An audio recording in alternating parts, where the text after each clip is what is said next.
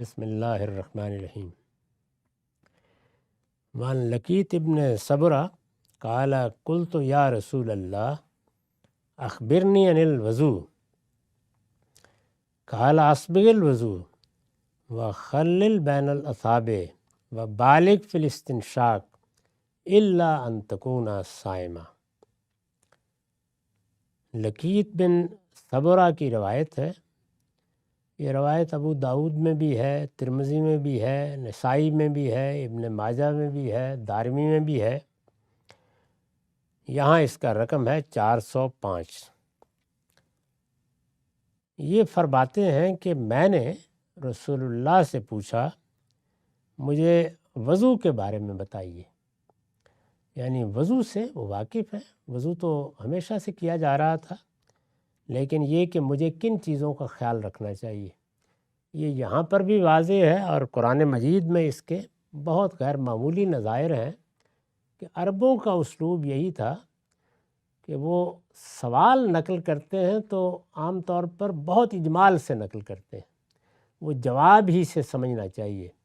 جیسے قرآن مجید میں ہے کہ یسألونک عن الحلہ، یہ آپ سے گھٹتے بڑھتے چاند کے بارے میں ہلال جیسے ہے پوچھتے ہیں، تو لوگوں کو خیال ہوا کہ شاید چاند کے بارے میں کوئی سائنسی بات پوچھی گئی۔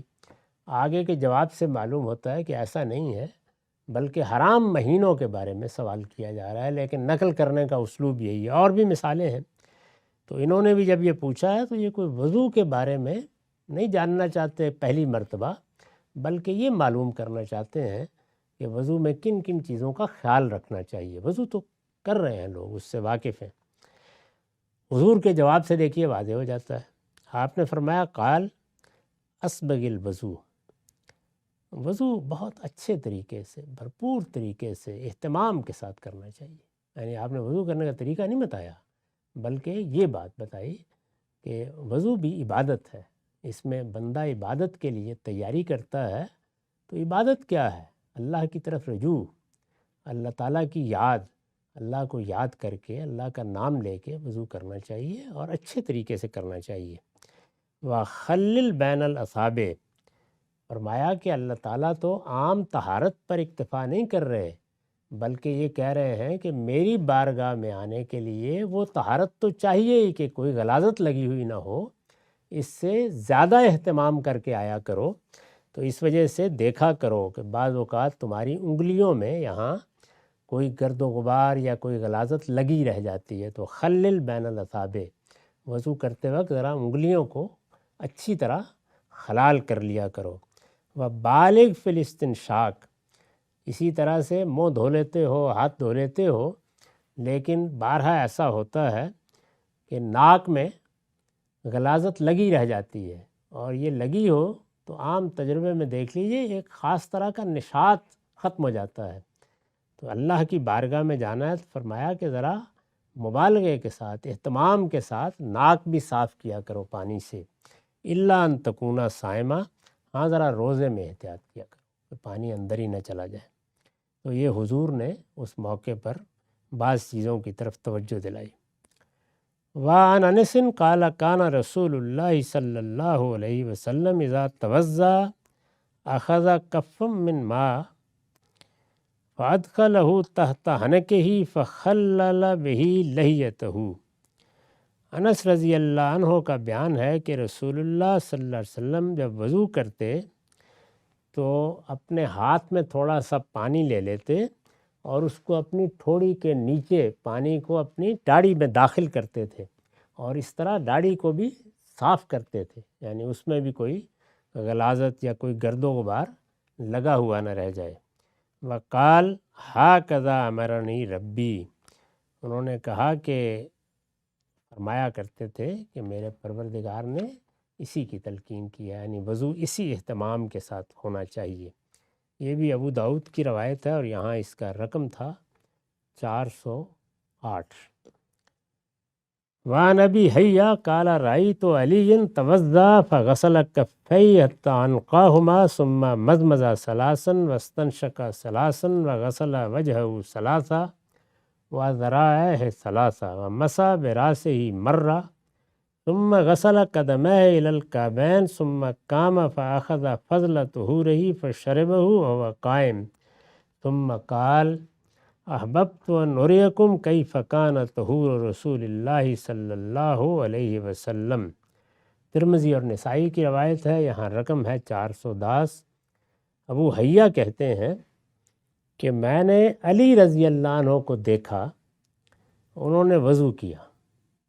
ظاہر ہے کہ رسول اللہ کو بھی لوگ دیکھتے تھے، جن چیزوں کی آپ نے تلقین فرمائی ہے، وضو ہے، نماز ہے، یا اس طرح کی جتنی چیزیں ہیں، تو یہ بڑی فطری بات ہے کہ اگر کوئی آدمی مسجد نبوی میں آئے گا، حضور کو وضو کرتے دیکھے گا، نماز پڑھتے دیکھے گا، تو یہ جاننا چاہے گا کہ آپ کیسے نماز پڑھ رہے ہیں، آپ کیسے وضو کر رہے ہیں۔ عام طریقہ تو لوگوں کو معلوم ہو گیا، سکھا دیا گیا، لیکن اس میں کیا اہتمام کرنا چاہیے، اس میں لوگوں کی توجہ ہوتی تھی۔ ایسے ہی جب رسالت مآب دنیا سے رخصت ہو گئے تو صحابہ کی طرف رجحان ہوتا تھا کہ انہوں نے حضور کو دیکھا ہے۔ سیدنا علی جلیل القدر صحابہ میں سے ہیں، تو یہ کہتے ہیں کہ میں نے ان کو دیکھا کہ کیسے وضو کر رہے ہیں، تو انہوں نے اس طرح وضو کیا۔ فغسل کفیہ حتی انکہما، یعنی دونوں ہاتھوں کو انہوں نے دھویا اور بہت بالکل صاف کر دیا۔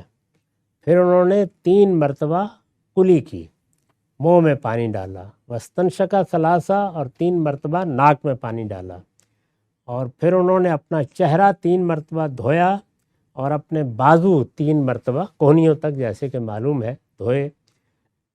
سر کا مسح البتہ انہوں نے ایک ہی بار کیا۔ پھر دونوں پاؤں ٹخنوں تک دھوئے، اس میں بھی یہ ذکر نہیں کیا کتنی بار دھوئے، اہتمام سے دھوئے۔ پھر کھڑے ہوئے، اور جس برتن سے پانی اس زمانے میں ظاہر ہے جیسے اب پانی ہے اس طرح تو نہیں ہوتا تھا نا، برتن میں پانی ہے، اس میں سے چلو میں پانی لے کے لوگ وضو کرتے تھے یا استعمال کرتے تھے، وہ پانی پاک پانی ہوتا تھا۔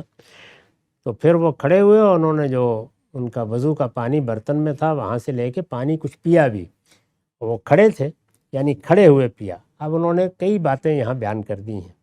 ایک یہ کہ سیدنا علی رضی اللہ عنہ کے ہاں بھی پاؤں دھوئے جاتے تھے، یعنی یہ جو بعد میں لوگوں نے بدعتیں ایجاد کی ہیں، خود سیدنا علی کا یہ طریقہ نہیں تھا۔ اسی طرح یہ بھی بیان کیا ہے کہ پانی پینے کے لیے آپ کھڑے ہیں تو لازماً بیٹھنا ہی چاہیے، یا بیٹھ کے سوا پانی پیا ہی نہیں جا سکتا، یہ کوئی ایسی چیز نہیں ہے۔ عام طور پر کھانے پیتے وقت بیٹھنا ہی چاہیے، لیکن یہ کہ آپ کھڑے ہوں تو وہاں کھڑے ہوئے بھی کھا سکتے ہیں، پی سکتے ہیں، کوئی معنی نہیں۔ تو یہ کہتے ہیں کہ اس طرح میں نے ان کو دیکھا، اس اہتمام سے انہوں نے وضو کیا، اور پھر اس کے بعد کہا کہ یہ وضو میں نے اس لیے کیا ہے کہ میں یہ چاہتا تھا کہ میں تم لوگوں کو یہ بتاؤں کہ رسول اللہ کیسے طہارت حاصل کرتے تھے۔ تو گویا اس طرح انہوں نے تعلیم دینے کی غرض سے وضو کیا، اور انہوں نے دیکھا اور اس کو بیان کر دیا۔ وآخر دعوان الحمدللہ رب العالمین۔